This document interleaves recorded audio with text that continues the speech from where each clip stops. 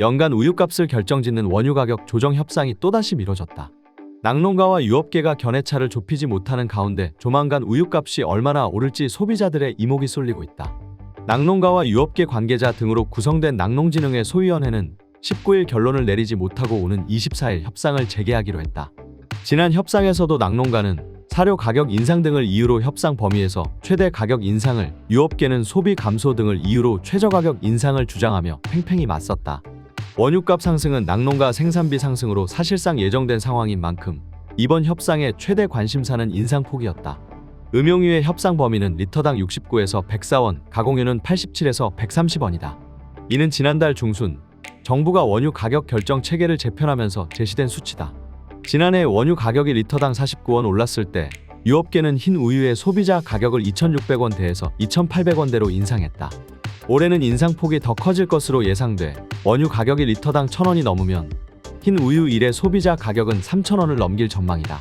소비자들이 체감하는 우유 물가는 이미 9년 만에 최대 상승폭을 나타내고 있다. 통계청에서 발표한 지난 5월 품목별 소비자 물가지수 중 우유 물가는 전년 동기 대비 9.1% 오른 116.59다. 2014년 8월 11.4% 이후 최대치다. 지난달 전체 소비자 물가 상승률 3.3%과 비교하더라도 우유 평균 대비 상승폭은 약 2.7배 불어났다. 정부는 물가 잡기에 신경을 쓰고 있다.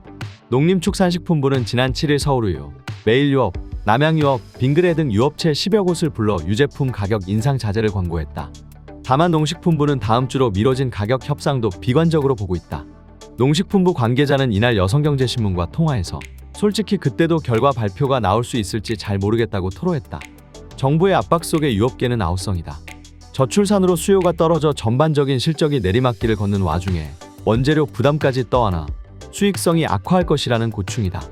낙농가도 울상이다. 농식품부에 따르면 젖소용 배합사료 가격은 지난해 끼당 447원에서 지난달 621원으로 39% 가까이 폭등했다. 미국이나 유럽은 우리나라보다 원유 가격이 저렴한 편이다. 농식품부에 따르면 한국의 리터당 원유 가격은 2020년 기준 1,083원이지만 미국은 491원, 유럽은 470원이다. 그동안 한국의 우유값 결정 구조는 기형적이었다. 생산비 연동제는 우유 생산비와 소비자 물가 상승률을 연계해 원유 가격을 정해 낙농가의 생산 기반을 보존하는 장치다. 과거 우유가 부족하던 시절 우유 생산을 늘리고 원유 가격 협상을 원활히 하자는 취지에서 2013년 도입됐지만 수요 측면을 고려하지 않아 시장 원리를 반영하지 못한다는 게 문제점이었다. 이후 올해부터는 생산비와 시장 상황을 고려한 용도별 차등 가격제가 도입됐다.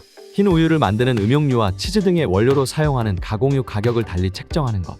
국회 농림축산식품해양수산위원회 소속 홍문표 국민의힘 의원은 생산비 연동제가 유지돼야 한다는 입장이다.